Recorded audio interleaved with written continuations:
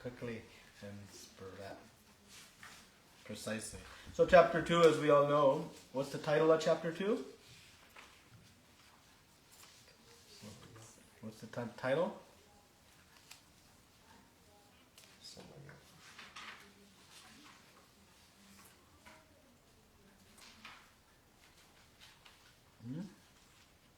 What's the name of this chapter?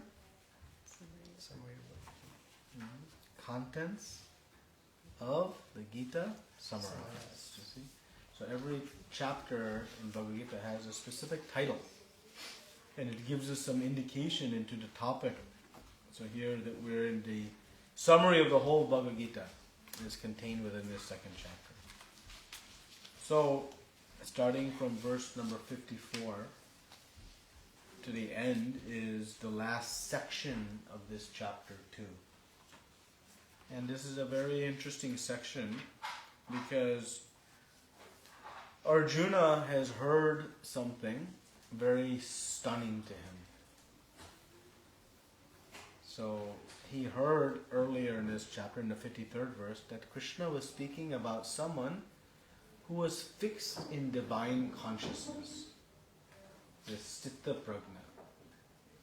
So of course, what was Arjuna's consciousness at the beginning of this Bhagavad Gita? Was he very peaceful? No. He was quite disturbed. He was stressed. He had fear. He had anxiety. He had confusion, bewilderment. Sounds like us sometimes. Right? And how many of us would like to be free from all of these things? That's the goal of life, really. If we boil it down, that's our goal of life. So when Arjuna heard about somebody who is in this fixed, is one contact, meaning not sometimes I'm happy and sometimes I'm in distress, but he's actually fixed in this divine consciousness, Arjuna became very curious. Oh, what is this? And so he asks 4 very important questions. So Arjuna is constantly showing us how to practice spiritual life and what to do. In the beginning of this chapter, he gave us his first primary instruction. Anybody remember? What did he do in the beginning of this chapter, which is like the most important thing that we can do? When he was in all distress, could not come up with his own solutions. And then what did he do in the very beginning of this chapter? Anybody remember? Run away. Well, he wanted to run away, right? But did he run? No. No. What did he do instead?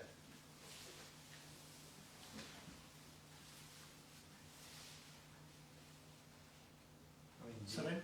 Yeah, go ahead. Surrendered to the Lord and started asking questions. Yes. Yes. He surrendered to the Lord and started asking questions. Both are important. Meaning spirituality is not about blind faith, but it's about inquiry into the topics that can help us. And Arjuna laid out a very perfect example because he asked Krishna, Krishna, you please instruct me on what is best for me. Now normally we go to the Lord and we put in front of the Lord all the things that we think are best for us. Please give me this, please give me that, and we make a nice long list of all the things we want from Krishna. But have we ever gone to Krishna, and say, my dear Lord, you please give me what you think is best. But actually this is the best prayer. And Arjuna shows this in the beginning, because he did not say, please grant my wish to run away from this battlefield and avoid this conflict. That's what he wanted, right? He did not pray to Krishna. He said, you tell me what's best for me. And the beauty of that is, then Krishna becomes fully able to present the complete solution to Arjuna. If Arjuna had said, hey, please let me go, now Krishna's in a bind. Either he can let him run away, even if it's not best for him, or he's going to make him stay and he'll be unhappy. So it's a lose-lose situation. So Arjuna shows us this. And we have examples, right? In the home, who knows what's best for child? Child or parent? Parent. But in the child's mind, who knows what's best? So we are like children. We go to our father, Krishna, and say, give me this, give me that. But actually we're like children. No problem. Nothing wrong with that. But we learn that actually when we surrender to the Lord, when the child in the home is fully surrendered to parents, they actually get more than they could have ever dreamt of. And this is the beauty of spiritual life.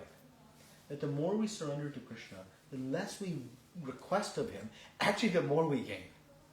Because Krishna knows what is best for each and every one of us, even beyond our ability to think. And we have experience. How many things have we desired that we really badly wanted, and then when we got it, it wasn't what we thought it was. It didn't give us what we are hoping it was going to give us. Anybody has that experience? Not just once. Our whole life. Right? So this is the first instruction that Arjuna did. The second thing he shows us here, is by asking questions. So this person in divine consciousness, Arjuna is asking detailed questions. He just doesn't ask, oh, tell me more. He wants to know, wait a minute, this person in divine consciousness, how do I understand this person? What are the symptoms of this person? And he asks, how does he speak? What is his language? How does he sit? How does he walk? He's trying to really understand this person in detail. Because he wants to know, if I'm going to follow this path, then I better understand what are the characteristics of this person. When he asks things like, how does he sit? How does he walk? He's not asking like, is he sitting like this or like that? What he's asking, particularly how does he sit? The question he's asking is, what is the mentality, the state of mind of a person who has specifically restricted their senses? Now, why is this important?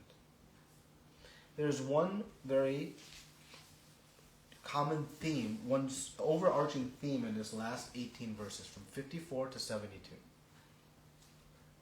And Krishna is saying, what is the key to our success? We have to control our senses. Now when we hear that, how many of us are rip-roaring excited? Yay, I get to control my senses. Anybody's excited for that? No. No, we're not excited about that, right? Because we want to enjoy our senses. That's the goal. We want to see nice things, hear nice things, taste nice things, smell nice things, touch nice things, right? So that's our goal. So nobody wants to restrict the senses. So this control of senses is very, very important for us to understand. What does it actually mean? So controlling the senses does not mean to stop the senses. It does not mean to stop the senses. It means to engage them in a higher purpose. So not to stop the senses, but to engage them in a higher purpose. So, Krishna told us a few verses prior that actually engaging the senses in spiritual life, one experiences this param drishtva nivartate, this param, higher taste. Meaning, if I have a $5 bill, or you have a $5 bill, and I'm willing to trade you my $20 bill for your $5 bill, will you trade? Right? I'm giving you 20 and you're giving me 5. Anybody's not going to trade? Just one. Right? Now, conversely, if you have a $5 bill and I have a $1 bill, you're willing to trade? No. Right? So we trade, we make decisions based on what's going to give us higher and higher happiness. Right? When I wake up in the morning and I get to pick different activities, how do I evaluate what I'm going to do? Based on what's going to give me the most happiness. Well, I may have to go to the office and labor away for my boss who I don't like. Why do I do that? Well, I know if I do that, I'll get some income that will ultimately give me the happiness. So we might have some interim steps, but at the end of the day, we make decisions on our activities based on what's the highest happiness. And Krishna is saying that's what you should do. He's not saying you should. But he's saying when we begin to taste actual spiritual life, using these senses for what they were made for, then you'll actually experience real happiness. And that is the secret of Krishna's formula. He says just by trying a little bit of spiritual life, that higher taste will propel you further and further and further. Because the more you enjoy, the more you'll do. So spiritual life is not about restricting the senses and then hoping long into the future some result will come. No, the result is there, right in front of you. And it's not some theoretical result. We can tangibly feel it. You know, you go to the temple and you sing and dance with the Lord and you honor prasadam, and you're on your way home, you're like, what just happened? That was a lot of fun. There's an experience that we can feel. So that's what makes this process so nice. So when we talk about sense control, it is about engaging the senses positively, not stopping the senses. So now in these verses that we're discussing, in the end we have two choices. We have two choices. Either I can engage my senses in material life, or I can engage my senses in spiritual life. I have two choices. Of course, from that there are many sub-choices, but every day I have these two decisions to make. Either engage my senses in material life, or engage my senses in spiritual life. So how do we make a decision between A and B? Any decision. How do we make such a decision? Pros and cons. We look at pros and cons. Right? We make a list. What are the pros and cons of A? What are the pros and cons of B? We don't just whimsically decide. We should, with knowledge, decide. So Krishna has given us in 62 and 63, what is the result when one's senses are engaged in material affairs? Right? So he said, while contemplating the objects of the senses, a person develops attachment for them. From that attachment, lust develops. And from lust, anger. And then in the next verse, from anger, complete delusion arises. From delusion, bewilderment of memory. When memory is bewildered, intelligence is lost. And when intelligence is lost, one falls down into the material pool. So anybody who's looking to having their memory bewildered, intelligence lost, complete delusion, falling down. So how did that cycle start? It started with some attachment. So when the senses engage, and there's an attachment. I want that, I want that. And that want, it matures into a very intense want for it. Very intense. I have to have it. We've all had that experience, right? We become aware of something. Oh, that would be nice. And in time, that desire becomes so strong that even if I know I should not have it, I'll still do it. Okay? So that's lust. That's lust. And what happens from lust? It's anger. And the reason is because whatever it is that we're desiring, it won't be fulfilled. That's 100% true of any material desires. What we want from it, it won't be fulfilled. So ultimately anger arises. Now how many of us have made good decisions when we're angry? Right? We get bewildered. We start to forget right from wrong. And we start to act. And from there, This cycle. So this is the result of material attachment. So now, let's read verse 64 and see the other side. Right? So we said two options. So let's see, what is the result of the other side? So somebody would like to read the verse? And then we can read the purport.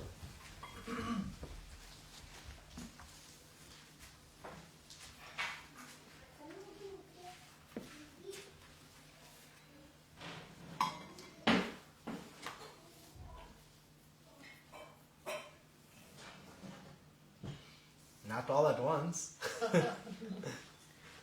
Somebody can read.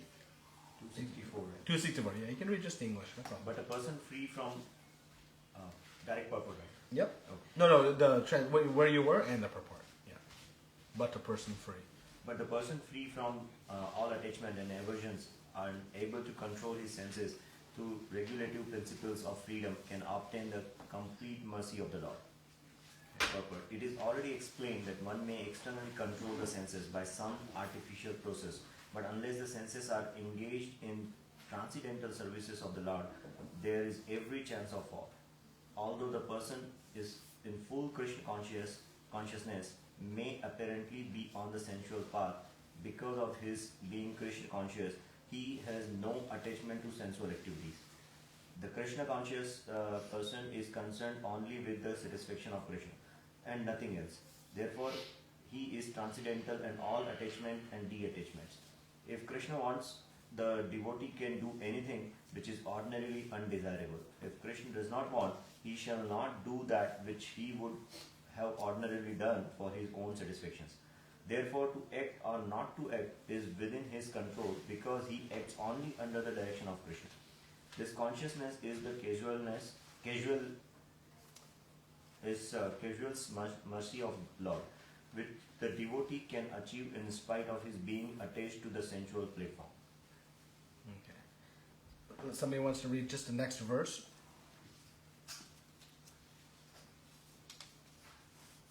For one thus satisfied in Krishna consciousness, the threefold miseries of material existence exist no longer. In such satisfied consciousness, one's intelligence is soon well established. So we saw in the prior two verses, 62 and 63, what is the result of when we attach our senses to material objects, right? This lust, anger, bewilderment, loss of intelligence. Now, particularly in 65, what is the result of one who is engaged their senses in Krishna, in spiritual life? What is the result? What does Krishna say? What happens? We become a billionaire? No. Misery don't exist. Miseries don't exist. How many of us would sign up for that? All of us. Right? We would all sign up. If we put a sign outside this door, come inside to find out how miseries don't exist. And people, there would be a line out the door, right? We're all searching for how to become free of miseries. Free of these threefold miseries. Specifically the threefold misery is adhyatmic, adhibautik, adhidevi. Right? These miseries or difficulties of the mind and body. The miseries that we encounter in interactions with each other, living entities. And the miseries of the natural disturbances. So these things are constantly happening. And they disturb our sense of peace. So how to become free of them? Krishna says, one who is engaged in Krishna consciousness. So in the purport, Srila Prabhupada writes that is it easy to control the senses artificially? We see it. Every January, it's now what, February 9th? How are our New Year's resolutions doing? We don't even remember them. Right? You know, it's been 39 days or 40 days, and we forgot these, I am going to do this. This year is going to be the new me. And make these strong resolutions. But they don't last. And most of them center around Losing weight and saving money. Those are the two main themes. I'm going to go to the gym. I'm going to stop eating rasgullas. I'm going to stop wasting money at Starbucks. Look, we have like this. And it lasts a few days. Right? That's the nature of... Because this artificial control is not possible. Nobody wants to give up something that they enjoy. But we'll give up something we enjoy if I'm picking up something that I get enjoyed more. Right? So I'm happy to trade a lesser activity for a higher activity. That's it. So Krishna is telling us, he's not saying that, hey, you give up all these pleasures and surrender unto me. He's saying, no, you surrender unto me, and then you'll experience real happiness. Real happiness. So, how does the Krishna conscious person work? Do they work? What is the goal of work for the Krishna conscious person? What is their goal?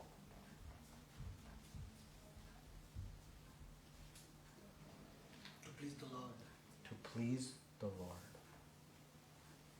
That is your exclusive goal. Again, if I take our two decisions we have and bring it to a little bit higher of a more precise decision, either I can please my senses or I can please Krishna's senses. Those are the two decisions I have. So the Krishna conscious person, he lives exclusively to please the Lord's senses. So when we hear this, what is our immediate sentiment? How do we feel about that? What is our concern?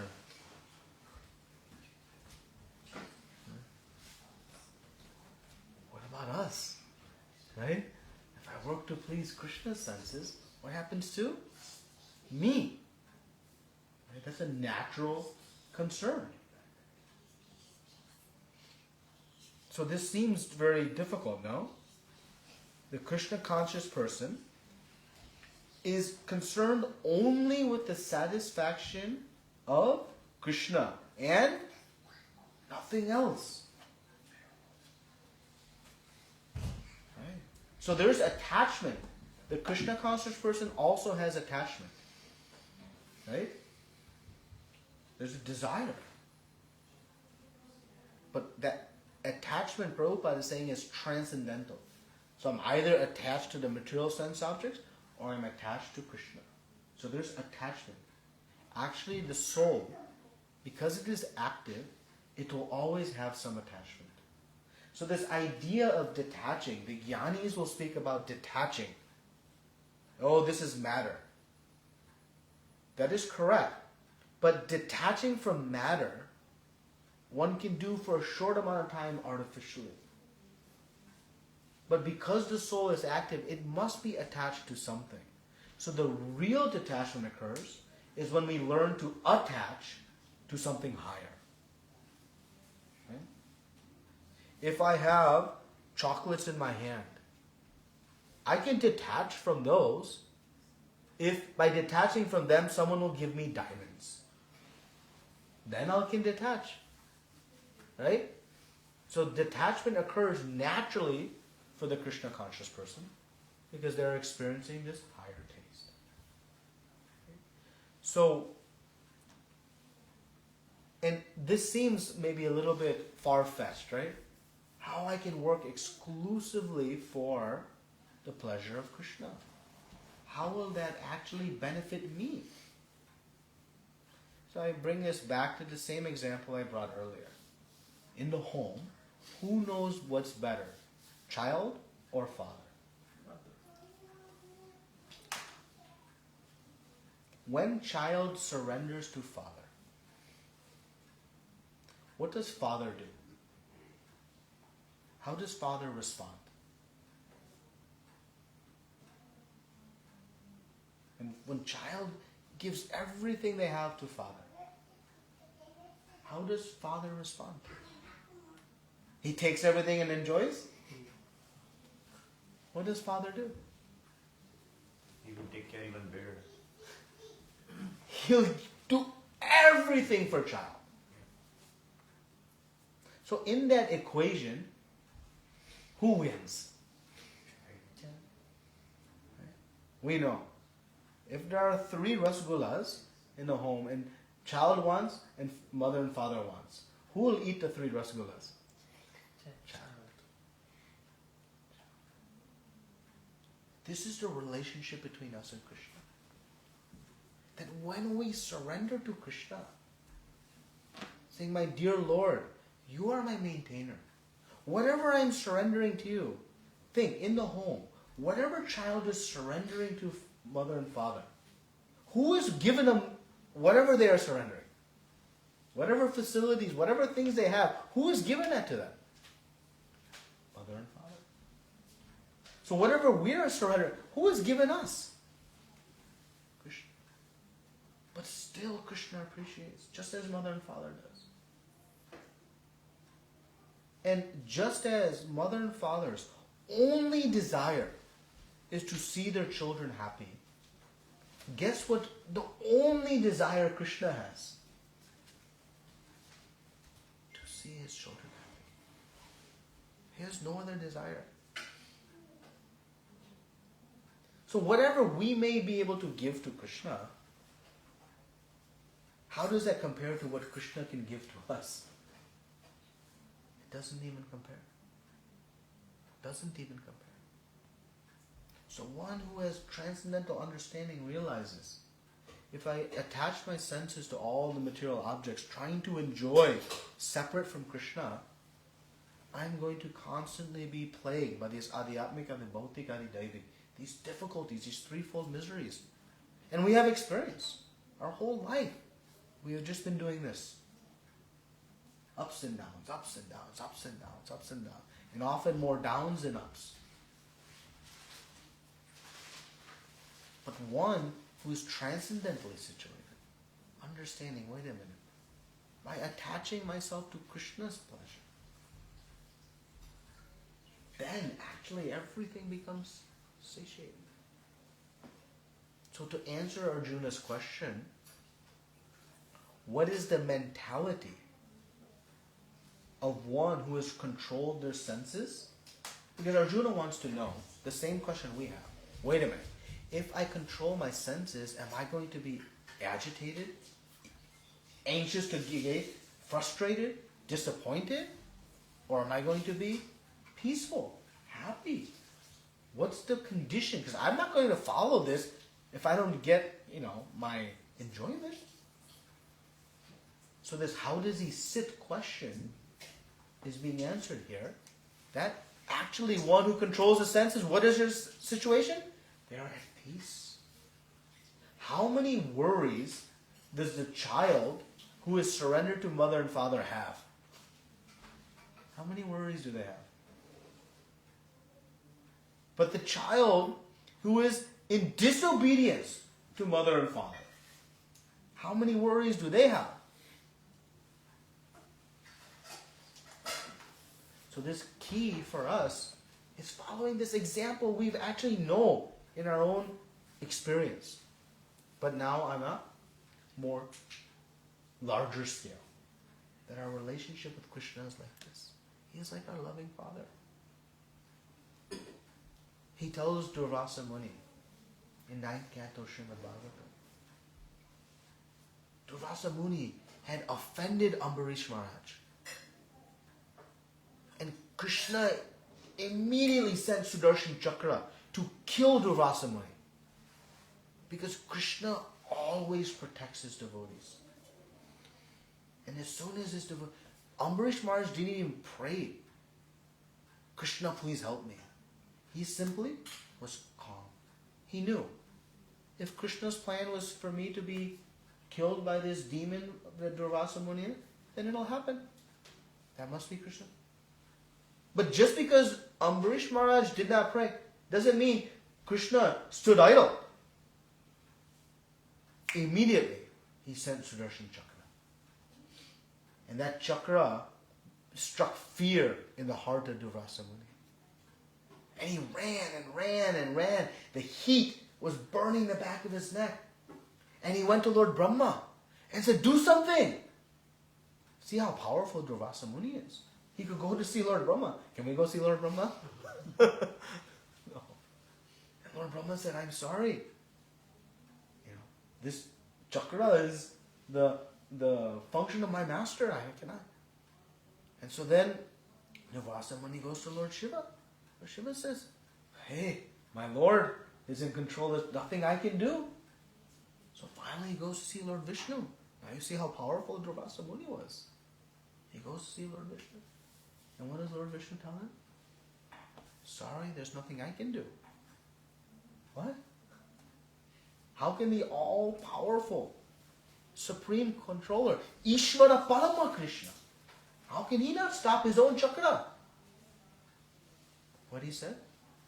He said that I am helpless to the desires of my pure devotees. The only thing in my heart are the thoughts of my devotees. Because the only thing in my devotees' hearts are thoughts of me. If you want to be free from this, you must go to Ambarish Maharaj and ask for forgiveness. Then this chakra will stop. This is the reciprocation.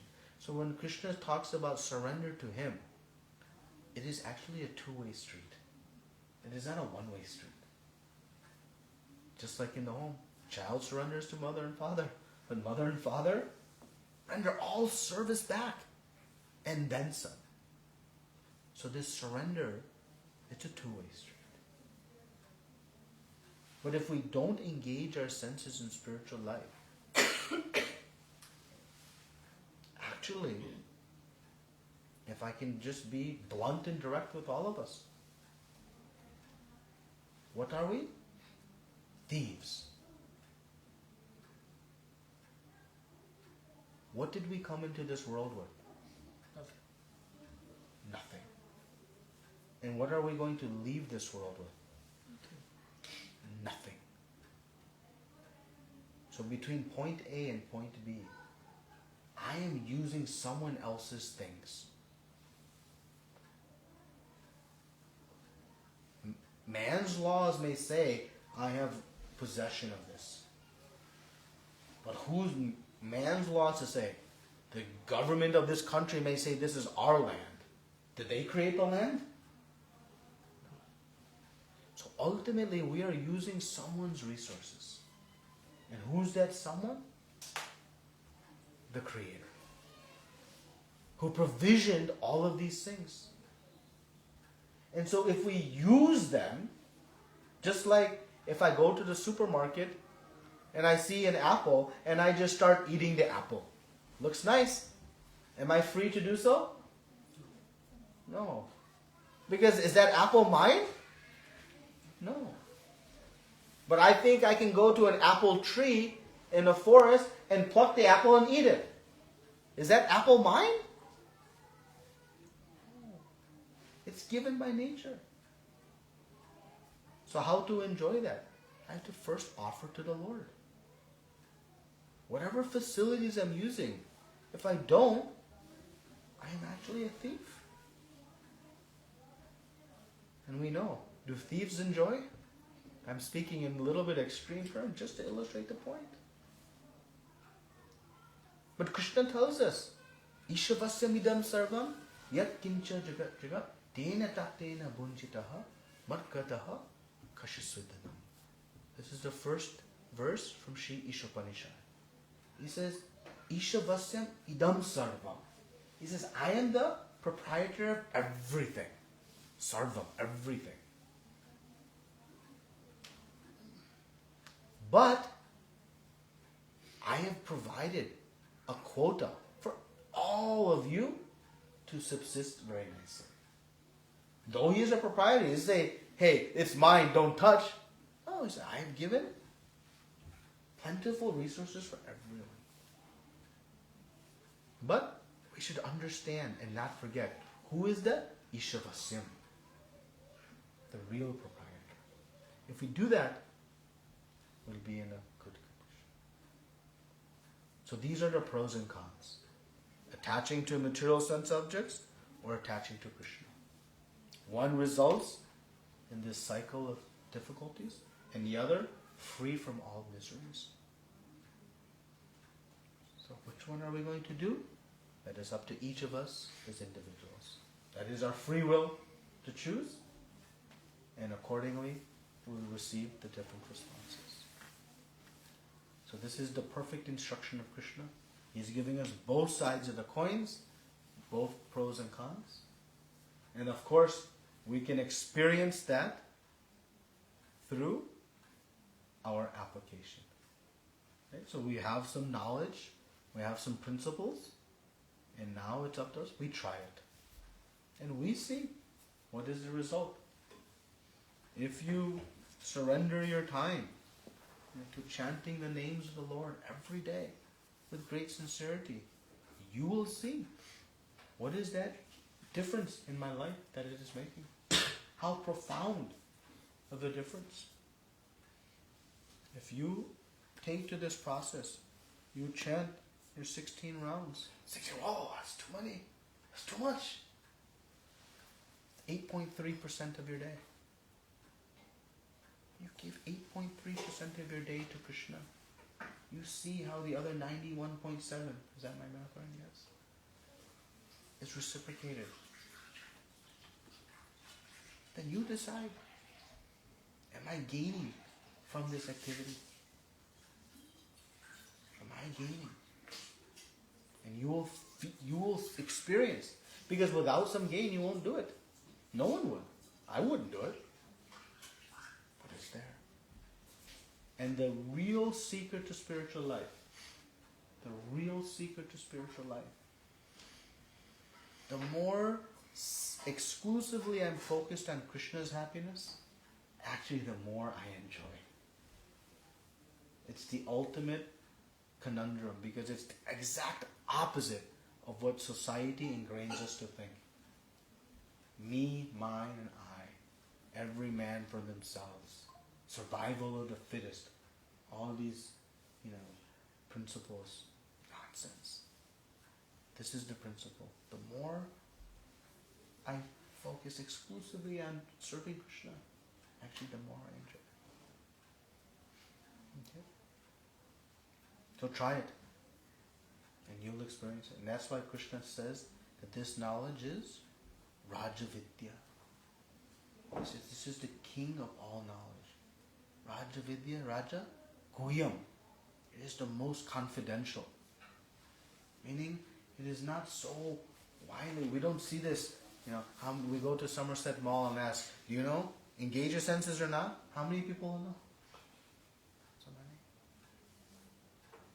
But it's Pavitramitam Uttamam. It is the most purifying.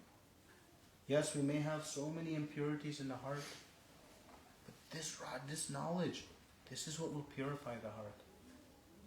And in the third line, Krishna tells us, Pratyaksha Vagamam, that actually this knowledge is directly perceivable. It's not theoretical.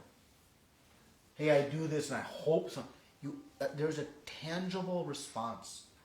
You will see a tangible progress in your life. And finally, Susukam Kartam Avayam. It's joyful to it. It's pleasurable. Krishna says, don't stop your senses. Engage them. Enjoy your senses with me. Not just dull them. Okay? So this is a little bit on 64. Any comments or questions, discussion we can have? Please don't be shy. Arjuna taught us, ask questions, lots of questions, no unfair questions. Question that keeps going on in my mind, right? Yeah. Especially in the Western world, with the kids, right? It's all about follow your passion, right? Yeah. Which in a sense, the fundamental level is believe in your senses, what you want, and go behind it. Yeah. So it's a grave danger that we are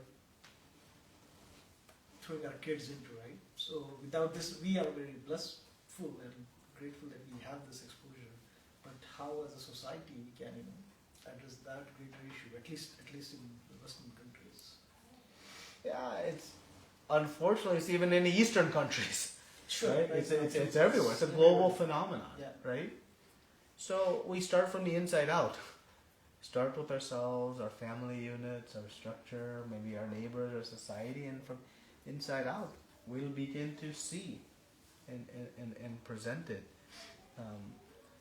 This idea of go after your passions is a really good one, because one of the thinking is if I'm only working for Krishna's senses, then I'll become lazy, and I'll become lethargic. And that's why Krishna tells Arjuna, Vigata Jvara.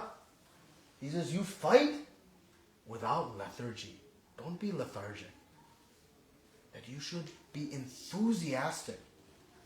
You should be determined. So Krishna consciousness is not about laziness or inert. Well, it's up to Krishna. Whatever he wants, I'll do.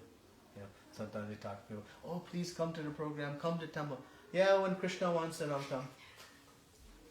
Krishna's always wanting. But when do we want? So the devotee actually becomes very enthusiastic. He says, hey, I've been blessed with some intelligence, some power, whatever abilities I have. The devotee is grateful for those blessings and then uses them in Krishna's service, not his own sense enjoyment. So whatever abilities we have, the devotee, out of gratitude for them, utilizes them. Just like, again, take back the same example. Child in the home has so many facilities, and if they don't use them, we say, it's wasting an opportunity. So similarly, whatever abilities we have, our children, they may be talented in so many ways. We should encourage those talents. We should enthuse those talents. Develop them. Bring them out. But if we use them simply to eat nicely, sleep nicely, mate nicely, and defend nicely, I'm simply going to be digging my own cycle of suffering. So instead we teach our children how to use your abilities and use them in Krishna's service. That's how you get happiness. So we encourage our children. You do well in school. You do well in sports. You do well in these activities. You put your best in. But center it in a service to the Lord. Then, what we want for them, ultimately, what do we want from our children? Happiness. Right? We want utmost happiness for our children. So this is how. But sometimes, we want, our children to do X, Y, and Z, so we'll get the happiness of telling our neighbors, look what my child is doing. It's terrible. And in many instances, we push for our own sense of accomplishment, setting aside what is good for our child. But what is really good for our child is educating. If you ask 100 parents, you would rather have your child a scholar of Bhagavad Gita or a Harvard IIT graduate, what they would say. So they're going to eat nicely, sleep nicely, mate nicely, defend nicely, very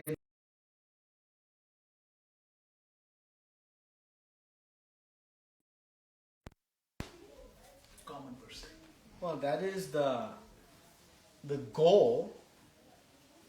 What father doesn't want his child to be perfectly situated? Right? So Krishna's desire is that we all know this and we have full understanding.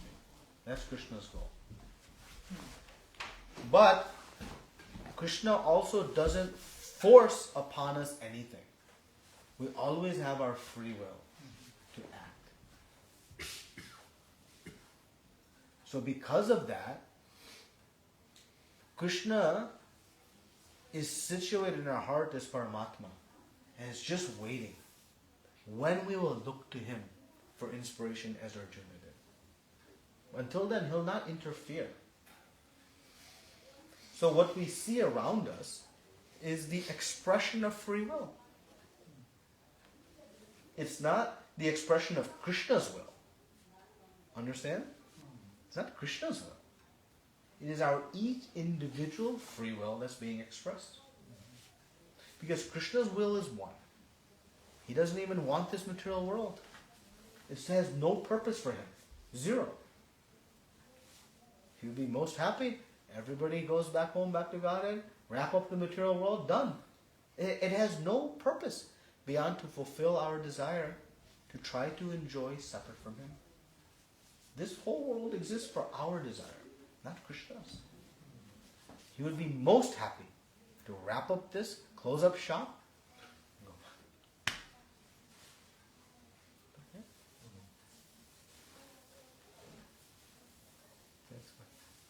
Any other questions? Comments?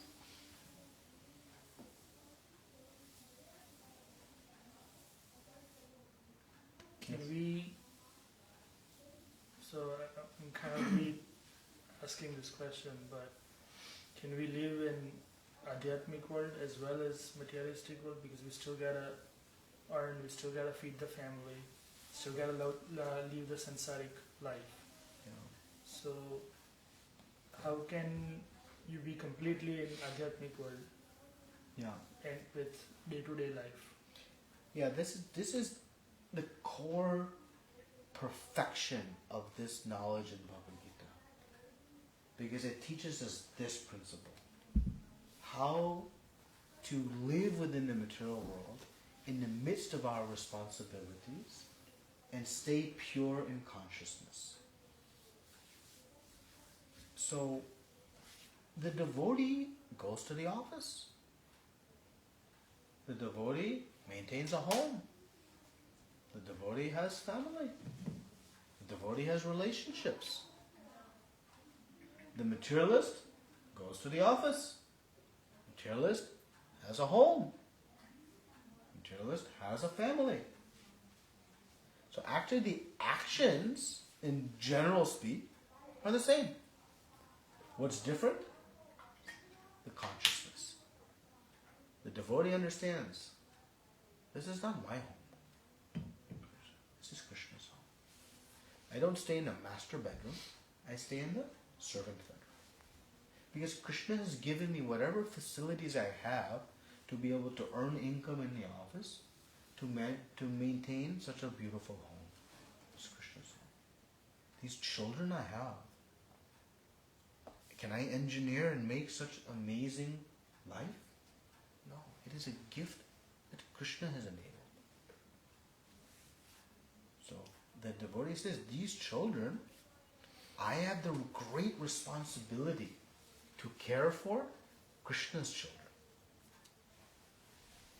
My job is to take them back to their eternal Father. I have the temporary Father designation to take them back to their eternal Father.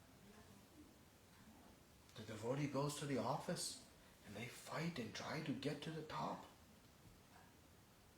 Not so that they can feel proud sitting in the corner office, but to say, Krishna's given me a gift, I'll use it. And whatever means come with it, I'll use it to spread Krishna's knowledge.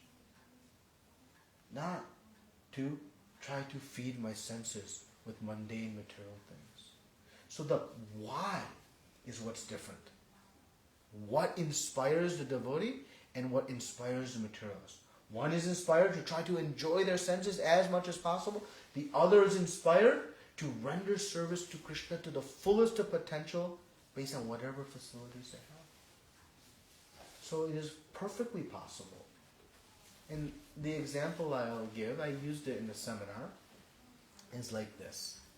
Suppose we are going to get in a car and we're going to drive to Florida. You might remember this example. So our goal is to go to Florida. Now, with the family in the car we are driving, I have some other things to attend to, right? family might get hungry, I might get hungry, I might need to take some rest, I might have to fuel the car, I might have to put some entertainment on the car. I have other activities to do, right? But in doing those activities, if I stop for some food, I don't lose sight. Hey, I'm eating, but our goal is driving to Florida. So in satisfying these other things, I don't lose sight of my main goal. So similarly, this is spiritual life. I have these different responsibilities, but I connect them to my ultimate goal of going back home, back to God. So I'm pursuing family life, my work life, society life. But if I do all of that and forget where I'm actually going, then what is the purpose? So that is how the Bhagavad Gita teaches us, that it is not either or. This idea of balancing material and spiritual life, I often will speak, very strongly against. That concept doesn't work. I think I might have used this also in a seminar, but what happens when you put one foot in one boat and another foot in another boat? Where do you end up? In the water. So it is not about one foot in, it is about, I'm in one boat. But how do I manage all the other responsibilities I have within this boat so that the boat will continue going to its desired destination? So how does my work life help me proceed? How does my family life, my society life, all these things, how do they work together in getting me to my end goal? So it's not about jumping from boat to boat. It's about harmonizing everything together. And that's what this Bhagavad Gita teaches us, how to actually do that successfully. Okay. A nice question. It's the essence of this book. Because Arjuna was not a renunciate. He was not at retirement age. He was young, with a family, with job, with responsibilities. Krishna wanted to speak to him because he knew, if not, we'd give all these excuses. Oh, well, that works for the old people who have nothing else to do. That works for the sannyasis who have no responsibilities. No. He chose a householder of youth with family so that we would realize this is where it applies. Any other comments?